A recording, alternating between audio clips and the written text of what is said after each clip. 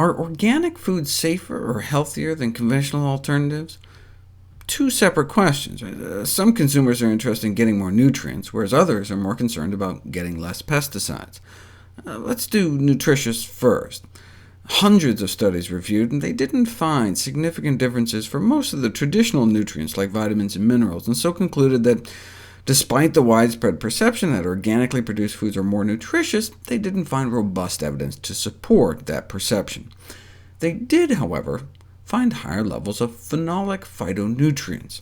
These so-called secondary metabolites of plants are thought to be behind many of the benefits ascribed to eating fruits and vegetables, and organic fruits and vegetables have between 19 and 69% more of a variety of these antioxidant compounds.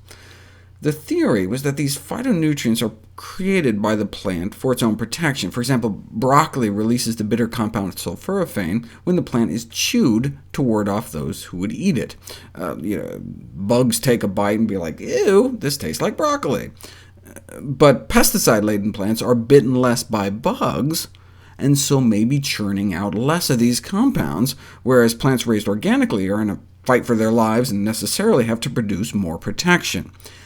That was the theory anyway, but we don't have good evidence to back it up. More likely it has to do with the fertilizer. Plants given high-dose synthetic nitrogen fertilizers may divert more resources to growth rather than defense. These antioxidants may protect the plant, but what about us?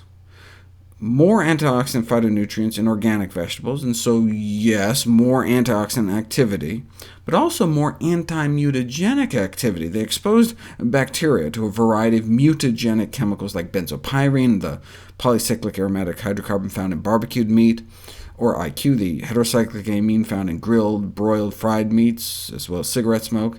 And there were fewer DNA mutations in the Petri dishes where they added organic vegetables, compared to the Petri dishes where they added conventional vegetables.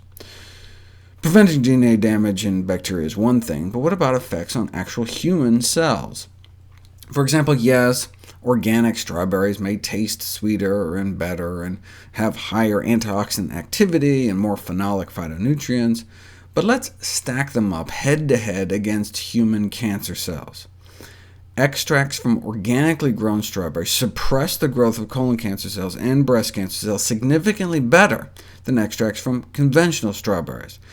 Now, this was dripping strawberries directly onto cancer cells and growing in a lab, but as we saw, there are real-life circumstances in which strawberries come in direct contact with cancerous and precancerous lesions, reversing the progression of esophageal cancer, and so presumably organic strawberries would work even better, but they weren't tested. So although in vitro studies showed higher antioxidant and higher anti-mutagenic activity, as well as better inhibition of cancer cell proliferation, clinical studies on the impact of eating organic on human disease simply haven't been done. And based on antioxidant phytonutrient levels, organic produce may be considered 20 to 40% healthier, the equivalent of adding 1 or 2 servings worth to a 5-a-day regimen, but organic produce may be 40% more expensive. So for the same money, you could just buy the extra servings worth of conventional produce. So from a purely nutrients per dollar standpoint, it's not clear that organic foods are any better.